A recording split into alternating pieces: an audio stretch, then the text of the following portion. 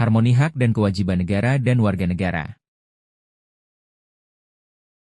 Hak adalah kuasa untuk menerima atau melakukan sesuatu yang semestinya diterima, dan dapat dituntut secara paksa. Kewajiban adalah beban untuk memberikan atau melakukan sesuatu yang harus dipenuhi, dan juga dapat dituntut oleh pihak yang berkepentingan.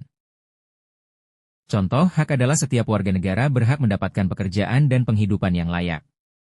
Contoh kewajiban warga negara yang sangat penting saat ini adalah membayar pajak sebagai sumber penerimaan negara.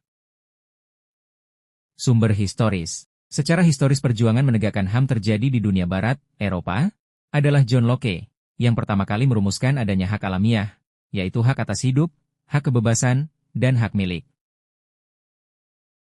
Sumber sosiologis. Munculnya karakter buruk yang ditandai kondisi sosial budaya yang berubah dapat dijelaskan secara sosiologis karena memiliki kaitan dengan struktur sosial dan sistem budaya yang telah terbangun pada masa lalu. Sumber politik. Sumber politik yang mendasari adalah proses dan hasil perubahan UUD NRI 1945 yang terjadi pada era reformasi. Beberapa tuntutan reformasi di masyarakat. Mengamandemen UUD NRI 1945. Penghapusan doktrin duifungsi ABRI. Menegakkan supremasi hukum, penghormatan HAM, serta pemberantasan KKN. Melakukan desentralisasi, otonomi daerah. Mewujudkan kebebasan pers. Mewujudkan kehidupan demokrasi. Perubahan UUD 1945 membawa dinamika dalam berbagai aspek, seperti pendidikan, kebudayaan, ekonomi, kesejahteraan sosial, pertahanan, dan keamanan. Dalam bidang pendidikan dan kebudayaan, pengajaran berubah menjadi pendidikan dalam pasal 31 UUD 1945 yang mencakup nilai, keterampilan, dan sikap. Negara memajukan kebudayaan nasional dengan menjamin kebebasan masyarakat dalam melestarikan budayanya, pasal 32 UUD 1945.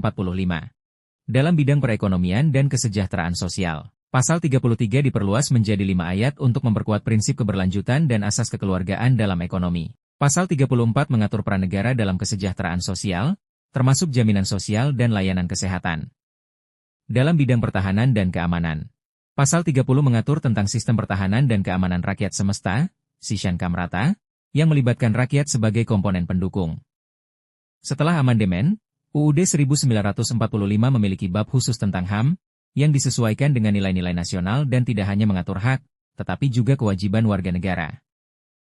Harmoni antara kewajiban dan hak warga negara sangat penting untuk menciptakan keseimbangan dalam kehidupan berbangsa dan bernegara. Kewajiban seperti membayar pajak mendukung keberlangsungan negara, sementara negara harus melindungi hak warganya.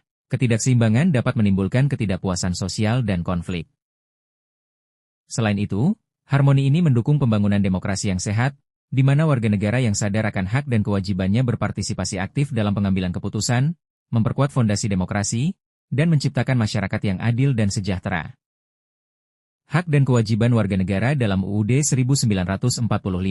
Sebagai landasan konstitusional dan sumber dari undang-undang yang berlaku di Indonesia, Undang-Undang Dasar Negara Republik Indonesia 1945 memuat hak-hak dan kewajiban-kewajiban dasar kita sebagai warga negara.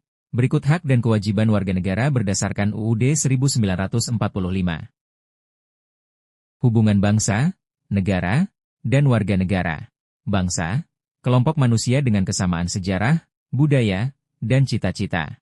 Negara, organisasi kekuasaan dengan wilayah, rakyat, dan pemerintahan yang berdaulat.